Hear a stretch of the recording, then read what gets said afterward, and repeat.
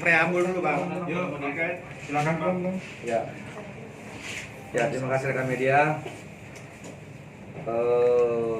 Hari ini agendanya adalah mau mengklarifikasi bahwa sudah tersebar berita yang sudah gagal paham, yang katanya konon Roy Kiyoshi itu bisa menjadi tersangka ya atas laporannya R. Ya. Kata itu akhirnya viral di mana-mana dan mengakibatkan masyarakat, penonton, netizen jadi gagal paham. Jadi image-nya Roy akan segera menjadi statusnya menjadi tersangka dalam laporannya R. Saya jelaskan sekali lagi agar tidak gagal paham ya, bahwa begini perkaranya. Jadi ini harus jelas dulu duduk perkaranya, legal standingnya. Kita dudukkan dulu dengan baik. Tanggal 31 Oktober 2019, Roy Kiyoshi dan David diundang pada acara live YouTube channel dengan judul channelnya namanya Bada Maghrib, betul ya? Bada Maghrib, yang dibawakan oleh Robby Purba dengan judul 5 ciri-ciri warung makan yang pakai penglaris.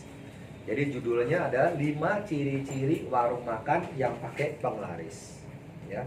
Pada acara tersebut, Robby bertanya kepada Roy dan Devin terkait rumah makan mana yang memakai pesugihan. Ingat, pertanyaannya adalah rumah makan yang mana? Rumah makan apa yang memakai pesugihan? Di sini kita garis bawah nama rumah makan, bukan pemilik ya. Nama rumah makan.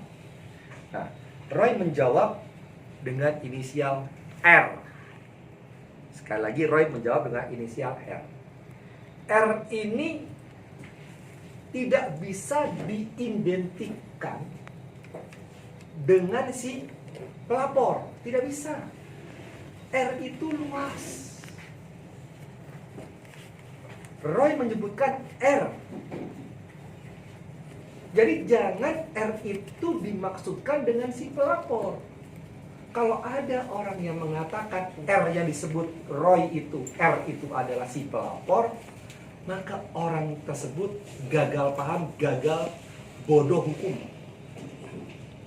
Sekali lagi, ya, kalau ada yang mengatakan R itu diidentikan dengan si pelapor, yang mengatakan itu kami bisa menganggap itu adalah bodoh hukum, tidak mengerti, tidak bisa mendudukkan perkara hukum di sini. R itu banyak arti. Dan Devi kalau ditanya inisialnya adalah G. Ya, G itu apa? Luas. Jadi kalau G itu dihubungkan dengan nama si pemilik, nama si pelapor, tidak bisa. G itu luas. Ya, tidak bisa diidentikan juga. Nah, maka daripada itu, kalau Roy hanya menyebut R saja, dikatakan itu katanya ini menyebut R itu adalah si pelapor, salah besar. Kalau tanya kenapa Roy ditanya disebutnya adalah R, ya anak indigo ditanya apa yang muncul dalam pemikiran, muncul dia ucap. Betul ya Roy? Betul. Jadi kalau ditanya sekarang apa yang muncul di pikiran, itu yang dijawab. Iya. Kalau direncanakan dulu, dipikir-pikir dulu dengan matang, itu bukan indigo namanya. Indigo ditanya langsung dikata, ditanya apa yang dipikir dikata, langsung dikata. Nah kalau ditanya R itu siapa, dia sendiri juga nggak tahu. Kamu tahu R itu siapa? Nggak tahu. Si random sebenarnya.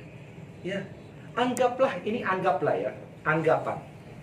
Anggap R itu adalah si pelapor. Anggap ya R si pelapor. Terus Devin mengatakan G. Ya, G itu adalah nama geprek. Nah, kan yang ditanya 5 ciri-ciri warung makan yang pakai penglaris, nama warung makannya. kalau dihubungkan R sama G, nyambung gitu dengan nama rumah makannya? Kan tidak. Anggaplah R itu si pelapor namanya kan. Saya nggak mau sebut, nanti dibilangin nanti ikut-ikut pansos lagi kan. Nggak mau saya. R anggaplah namanya si pelapor, G-nya geprek. Kalau disambungkan, berarti geprek R kan, si pelapor kan. Nah, pertanyaan saya, nama rumah makannya apa? GB. Hah? Bensu. GB. GB. Jadi GB kan? Jadi bukan GR dong. Harusnya GB ya. Nggak nyambung juga kan? Lah, apa yang mau dilaporkan? Saya mau bertanya nih, apa yang mau dilaporkan? Nggak nyambung lagi ini. Kan yang ditanya bukan pemilik. Sebut 5 ciri-ciri warung makan, sebutkan pemiliknya. Berbeda. Kalau pemiliknya, ya si R. Jadi kan nama warung makan. Nggak nyambung ini sudah. Di mana legal standingnya? Hubungan hukumnya di mana? Mana ada perbuatan yang melawan hukumnya yang dilakukan oleh Roy? Itu pun disebut dengan R. Jadi harus paham ini posisi hukumnya. Jadi di sini Roy untuk menjadi tersangka jauh dari arang dan api. Ya, jauh dari arang dan api. Memang pada akhirnya kan dia kan memaafkan. Gitu. Satu tendensius. Yang kedua, berarti kan ini juga udah penyebutan bahwa Roy ini bisa jadi tersangka ini kan juga sebenarnya serta merta tanpa bukti hukum yang pasti ya, Bang. Ini juga berarti kan mencemarkan nama baik Roy juga, atau perbuatan tidak menyenangkan. Dua pertanyaan itu. Ya sebetulnya begini, kalau Roy mau upaya hukum, dia merasa dirugikan dengan statement-statement yang sudah beredar, siapa yang mengucap, siapa yang mendalilkan, dia tidak bisa membuktikan. Ya kalau nggak bisa membuktikan, yang mau upaya hukum, ya silakan, kami siap. Tapi apakah Roy punya sifat seperti kayak begitu? Selama ini Roy itu mengakui dan menganggap si R ini adalah saudara. Dianggap dia adalah kakak. Dan statement terakhir waktu Roy itu diperiksa, pulang dari pemeriksaan itu di Polda, dia mengatakan akan membantu. Kalaupun dibutuhkan nanti di pengadilan, dalam proses penyidikan, akan membantu R ini. Bukan mencelakain Roy, salah dong. Nah, selanjutnya, setelah peristiwa ini kan yang jadi masalah apa? Disadurlah semua YouTube tadi yang punya Robi Ba'da Maghrib pada saat tanggal 1 November 2019 muncullah channel Hikmah Kehidupan yang judulnya mengejutkan, Roy Kiyoshi sebut Ruben Onsu pakai pesugihan, sudah makan korban. Ini yang jadi masalah kan? Nah, saya terangkan lagi, yang menyadur itu siapa? Apakah Roy? Kan bukan. Roy kenal dengan Hikmah Kehidupan? Kan tidak. Roy kenal pada saat permintaan maaf kemarin kan datang ke kantor saya. Sebelumnya Roy kenal dengan pemilik Hikmah Kehidupan? Kan tidak kenal. Tahu? Pernah menyuruh? Merencanakan? Nggak ada, karena dia nggak kenal. Nah, si Hikmah Kehidupan inilah menyadur acara yang punya Robi Ba'da Kehidupan, dibuat judul, ya ini judulnya mengejutkan, Roy Kiyoshi sebut Ruben Onsu pakai pesugihan, sudah makan korban. Nah, saya terangkan, ini kan masalah munculnya di sini. Cuman mohon diperhatikan, di judul ini diperhatikan, mengejutkan, tanda seru, Roy Kiyoshi sebut Ruben Onsu pakai pesugihan. Ada tanda tanya loh di sini. Tanda tanya itu bisa iya, bisa tidak. Ini bertanya. Sekali lagi. Ini ada bertanya. Ada tanya tuh. Iya kan? Kalau namanya bertanya, apakah kamu sudah makan? Tanda tanya. Jawabannya sudah atau belum? Ya kan? Ini tidak menuduh kalau menurut saya ya. Menurut hemat saya, ini belum menuduh. Karena ada pertanyaan. Jadi permasalahannya di mana? Tapi ya sudahlah, ini bukan urusan saya. Ya, ini urusannya hikmat kehidupan. Sekarang saya tanya, di mana salahnya Roy? Nggak boleh sebut R. Atau mungkin saya sebut R sekarang ini, saya dilapor lagi nanti. Nggak salah dong kalau Roy sebut R. Kan tadi bang, saat Roy memaafkan, Nggak nyambung lah. Pada saat sekarang Roy merasa dirugikan oleh akun hikmat kehidupan, Roy melaporkan ke Polda. Selanjutnya setelah dilaporkan, akun hikmat kehidupan ketemu dengan Roy sampai nangis-nangis, orang tuanya menyembah-nyembah, mencium kaki. Itu sudah sangat keterlaluan ya. Dan Roy nggak mau itu terjadi loh, sampai cium kaki itu nggak boleh kayak begitu. Dia angkat sampai udah nangis-nangis kayak begitu. Sebagai manusia yang punya hati, masa tidak dimaafkan? Sedangkan anak itu masih kecil. Maka Roy dengan hati yang tulus, dia memaafkan anak kecil tersebut. Dan orang tuanya minta mohon untuk dicabut perkaranya. Sekali lagi dengan hati yang tulus Roy mencabut perkara itu karena apa? Rasa kasihan. Jadi tidak ada urusan di sini. Kalaupun nantinya si Erwin tersinggung gara-gara Roy mencabut laporannya, ya itu haknya Roy untuk mencabut. Nggak boleh disambung-sambungkan dengan perkara ini. Jadi sekali lagi, jauh dari arah dan api kalau Roy jadi tersangka. Kalaupun ada yang menuduhkan, dudukan perkara dulu, kita standingnya, ya, jelaskan hukumnya dulu. Kalau emang dipaksakan lagi, saya pikir itu gagal paham tentang hukum. Seolah-olah seakan-akan Roy akan tersangka, siapa yang nggak stres.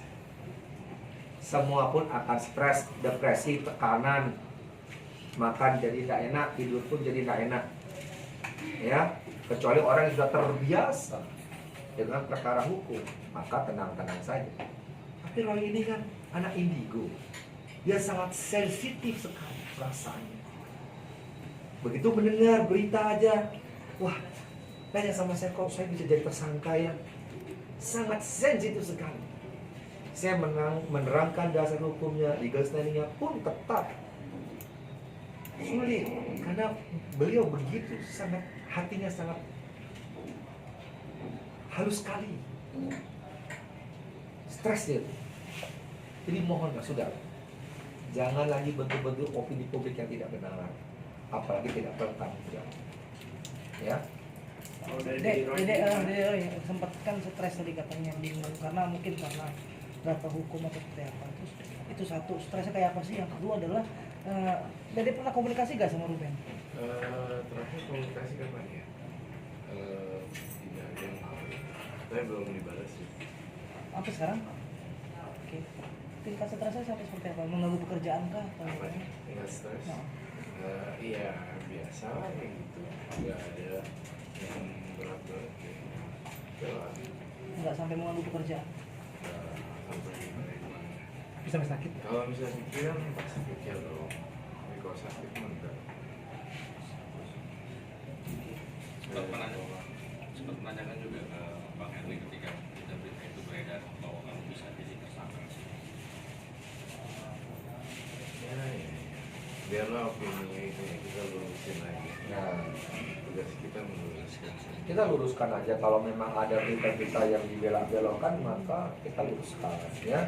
Jangan bodohi masyarakat Indonesia, jangan bodohi netizen itu dengan berita-berita yang tidak mutu, Iya benar. ya. Tidak mutu sama sekali. Ya, masa sebut langsung ini kan pelapor, mana lagi nih belajar hukumnya? Iya. Bang, tadi kan abang bilang sempat karena Roy ini bingung gitu kan. Seperti apa sih Bang kekhawatiran Roy ngadu ke abang apa sambil Ya sedih, wajar lah, nangis, namanya gitu, apa? penasihat hukum, ya kan, siapa aja pasti mengadunya kan ke saya, ya. Cuman ya sudahlah, stop lah, jangan lagi bentuk-bentuk opini yang tidak baik, tidak benar, ya. Roy punya perasaan yang sangat lembut, itulah anak indigo, harus kita bedakan dengan orang yang normal, ya. Kasihan, betul-betul kasihan, apalagi sekarang seolah-olah kayak dirinya tuh mau dicelakakan sama sahabat dekatnya ataupun dicelakakan oleh kakaknya sendiri kan gitu, yang dianggapnya kakak gitu kan. Kan berpikirnya begitu. Ini sebenarnya telapornya siapa sih? Telapornya akun Bima Kehidupan atau telapornya jangan-jangan Roy Kiyoshi lagi? Ini patut dipertanyakan loh. Ketika dipanggil polisi sebagai saksi, poin apa yang disampaikan kepada polisi? Ya ditanyakan, yang pertama yang tentang acaranya dengan ini kan, Bada Maghrib ini. Ya, terus kenal nggak dengan Bada Maghrib? Acara ini siapa yang punya? Apa aja pertanyaannya, dijawabnya apa? Kita katakan apa adanya. Toh juga kan YouTube-nya juga masih beredar sampai hari ini. Ya, kita sebut R inisialnya, niat maksudnya R itu siapa, ditanya. Ya orang menjawab dengan apa adanya. Ya namanya anak indigo, ditanya apa, yang dipikir apa, yang dikatain saat itu. Nggak bisa dipikirkan dulu baik-baik, sejam dulu dipikir dulu baik buruk, tidak ada. Anak indigo begitu ditanya, ya ceplos saja up. Ditanya ceplos up. Karena itu kan indigo namanya. Nah kalau tanya R siapa? Ya nggak tahu R-nya siapa. Jangan tanya lagi, tolong terjemahkan R lagi. Lah, nggak bisa kayak begitu tuh. Apalagi oh ini jangan-jangan R itu adalah si pelapor. Nggak bisa. Itu udah salah, gagal paham. Nanti